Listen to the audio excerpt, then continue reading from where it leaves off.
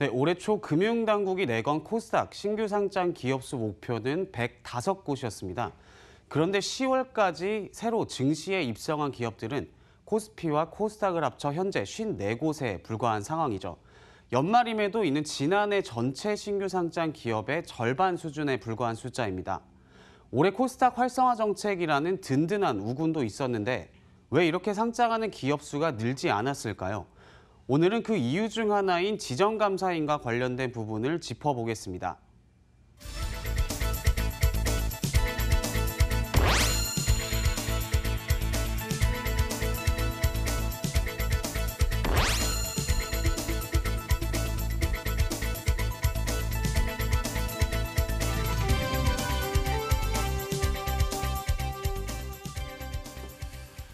예, 뭐 앞에서 IPO 얘기도 나왔습니다만은 외부 감사인 지정 제도에 대해서 현재 상황이 어떻고 어떤 문제 제기가 되고 있는지 한번 체크를 해보도록 하겠습니다. 허 기자, 먼저 외부 감사인 지정 제도가 뭔지부터 한번 설명을 하고 본격적으로 이야기 시작해 보죠. 네, 그 외부 감사인 지정 제도는 이제 보다 공정한 감사가 필요한 기업의 감사인을 금융위원회가 이제 지정을 해주는 제도입니다. 또 왜냐하면 기업이 자율적으로 이 감사인을 선임하게 되면은 이 기업이 자기 입맛에 맞는 감사인을 선임하는 좀 폐해가 생길 수 있기 때문에 이를 막고자 도입된 제도인데요. 예. 그 모든 기업이 지정 감사를 이제 받는 건 아니고 회계 기준을 위반한 기업 보시는 것처럼 이제 관리 종목으로 지정된 법인 그리고 기업 공개를 준비하고 있는 법인 등 그 대상이 정해져 있습니다. 쉽게 말해서 이제 공정한 감사를 위해서 특정 상황에 있는 기업의 감사인을 정부가 직접 지정해주는 제도라고 이해해 주시면 될 것 같습니다. 예, 그런데 물론 다른 이유도 많이 있겠지만 기업 공개를 앞둔 기업들에게 걸림돌이 되는 것 중에 하나가 바로 이 지정감사 제도라는 거죠? 네, 맞습니다. 그 올해 증권가에서 좀 가장 큰 이슈를 하나 꼽아보자라고 하면 바로 바이오 기업들의 좀 회계 논란 이슈가 좀 컸었잖아요. 예. 그러면서 이 보통 상장을 앞둔 기업들은 그 법인들의 감리가 이제 진행이 되는데 이 감리 자체가 상당히 깐깐하게 진행이 된다고 합니다.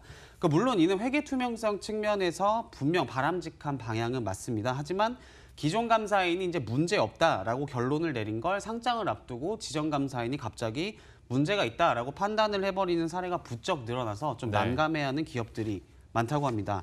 그래서 실제 부산에 있는 한 기업은 이 9월 중에 상장 예비 심사를 청구하려고 했는데 기존 감사인과 지정 감사인 간의 의견이 맞지 않아서 좀 내년 상반기로 좀 상장을 검토하고 있고 예. 또 아시다시피 올해 기업 공개 최대어로 꼽힌 현대오일뱅크도 비슷한 상황에 놓여 있습니다. 그 화면에 나올 텐데 그 현대오일뱅크가 코스피 상장 예비 심사를 청구한 건 지난 7월 11일입니다. 그리고 이제 한국거래소로부터 상장 심사 승인을 받은 게 8월 13일인데 이제 뭐 패스트트랙을 통해서 좀 상장 심사 승인은 좀 상당히 빠른 시일 내에 받았지만 그 이후로 이제 진행되고 있는 회계 감리가 지금 11월이니까 3개월째 이어지고 있고 지금은 이제 그 증권가에서는 좀 연내 상장은 이제 물 건너갔다라는 관측도 나오고 있습니다. 그리고 앞서서 카카오게임즈도 이 장기간의 회계 감리 끝에 결국 상장 계획을 좀 철회하기도 했습니다. 그래서 말씀드렸듯이 올해 좀 회계 이슈가 잇따라 문제가 되면서 이 지정 감사인의 좀 위험 회피 기조가 높아진 게 영향이다라는 분석이 나오고 있는데, 예. 그러니까 아까 처음에 말씀드렸듯이 이렇게 회계 감리 기준이 높아지다 보니까 이 지정 감사인 통과에 어려움을 겪는 이제 기업들이 늘면서 제가 처음에 말씀드린 것처럼 이 금융당국이 목표한 코스닥 신규 상장 기업 목표치 달성도 조금 불가능해진 상황이다라고 보실 수 있을 것 같습니다. 자, 앞에서는 이제 코스닥 좀 활성화를 내세우는데 정작 속을 들여다보면은 이 지정감사 단계부터 통과하지 못하는 기업이 수두룩하다는 점에서 좀 이게 정부 부처 간에 좀 엇박자를 내고 있는 것 아니냐 이런 비판도 나오고 있는 상황입니다. 예. 이런 상황에서 이제 감사 비용이 대폭 오르는 부작용도 계속 나오고 있다면서요. 그렇죠. 사실 감사 비용 문제는 이게 감사 비용 문제는 매년 그리고 계속 지속적으로 제기된 이슈긴 한데 네. 근데 올해는 좀 특히 이게 회계 이슈 때문에 이 지정감사인들의 위험 회피 기조가 높아졌다라고 말씀을 드렸잖아요. 근데 문제가 이 리스크가 그만큼 커졌기 때문에 이를 기업에게 비용으로 전가를 시키면서 네. 불만이 좀 유독 나오고 있는 상황으로 전개가 되고 있습니다. 왜냐하면 또 지정감사인은 이 규정상 이듬해 해당 기업의 그 감사를 진행을 할 수가 없는데 왜냐하면 상장 후 좀 감사 계약을 조건으로 걸고 상장 전에 좀 우리 좀 느슨하게 해줘라. 그럼 다음에 우리가 상장 감사 계약을 해줄게. 네. 좀 이런 폐해를 줄이기 위해서 마련된 규정인데요. 이제 감사인 입장에서 보면은 일회성 감사인 거잖아요. 그렇죠.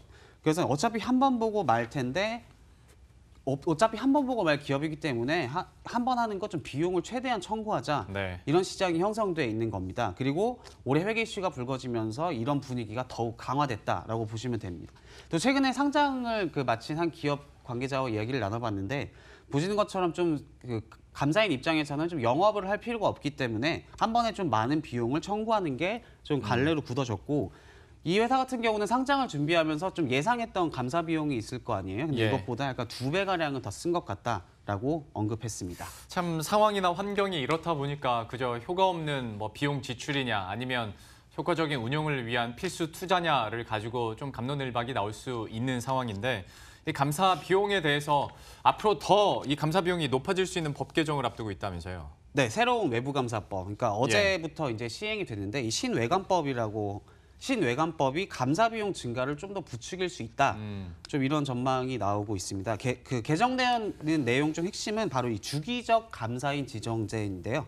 그 화면에 나올 텐데 지금까지는 이 말씀드린 것처럼 기업 공개를 좀 앞두고 있거나 뭐 관리 종목으로 지정된 기업 등 특정 상황에 있는 기업들만 이 지정 감사를 받도록 하고 있다고 말씀을 드렸잖아요. 근데 앞으로 일반 기업에까지 지정 감사를 적용하도록 한 게 이 신외감법의 이제 골자 중 하나입니다. 예. 그래서 이걸 매년 하는 건 아니고 6년 동안 감사인을 자유 선임하고 이후 3년 동안은 금융위원회에서 지정하는 감사인을 선임해야 하는 건데, 근데 이게 수요와 공급 이런 측면을 보면 감사인은 한정된 상황에서 이 지정 감사를 받는 기업이 급격히 늘어나는 상황을 초래를 하는 거잖아요. 예. 그러니까 감사인 입장에서는 회계법인 입장에서는 감리를 해야 하는 기업이 그만큼 늘어나는 만큼 인력도 투여를 해야 되고 네. 시간도 많이 투여를 해야 되니까 이게 또 비용 증가로 이어질 가능성이 있지 않느냐 이런 좀 우려감이 기업들 사이에서 나오고 있습니다.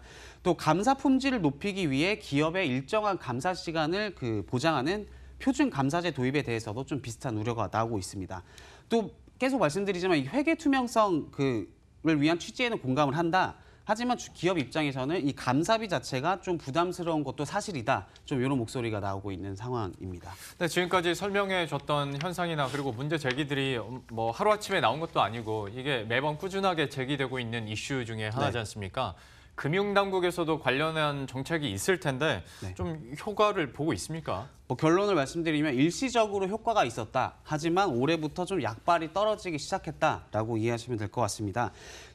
제가 아까 말씀드린 것처럼 지정감사인이 이듬해 해당 법인의 감사를 진행할 수 없도록 한 규정이 2014년에 개정이 됐거든요. 예. 상장사 관계자들은 좀 이 시기부터 이 감사인 우위 시장, 그러니까 감사인들이 비용을 좀 높여받는 시장이 형성됐다라고 입을 모으고 있습니다. 그래서 일반적인 중소기업을 좀 예를 들면은 보통 일반 감사가 한 3천만 원이라면 예. 이 지정감사 대상이 되는 경우 2배 정도. 그러니까 한 6천만 6천만 원, 원. 최대 3배까지 늘어난 사례도 있다고 합니다.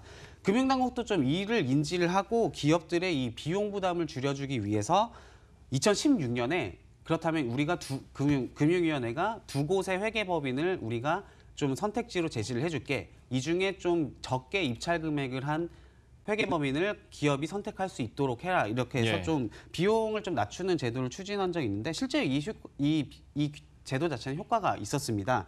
그런데 이제 대우조선해양 그리고 올해 삼성바이오로직스 뭐 이런 문제들이 회계 논란들이 이어지면서 감사 비용이 다시 예전 수준으로 좀 돌아간 상황이다라고 보시면 될 것 같습니다. 그런데 뭐 금융위원회나 금융감독원도 이런 현실적인 문제에 대해서는 인지를 하고 있다는 거죠? 그렇죠. 이제 문제의 핵심을 마지막으로 정리해 보면은 감사 비용이 다시 오르고 있는 데다가 여기에 감리 강화로 상장 일정마다 지연되고 있다라고 정리를 해볼 수 있는데 예. 감사 비용의 경우 앵커님이 말씀하신 것처럼 매년 나오는 이야기고 근데 올해는 좀 감리 때문에 이 기업 공개 절차가 길어지고 있다는 문제 제기가 또 이어지고 있다고 합니다. 기업들의. 네. 그래서 기업들의 요구에 금융당국도 이제 좀 상장 전에 우리가 감리 대상 기업 선정하는 좀 비율을 줄이고 사후에 책임을 좀 강화하는 방향으로 한번 해보면 어떻겠냐 이런 논의 정도는 있었다고 하고 네. 그러니까 예를 들어서 상장법인의 현재는 한 절반 50% 정도를 감리 대상 법인으로 지정을 하고 있다면 앞으로는 이 비율을 좀 낮추고 사후에 문제가 생길 경우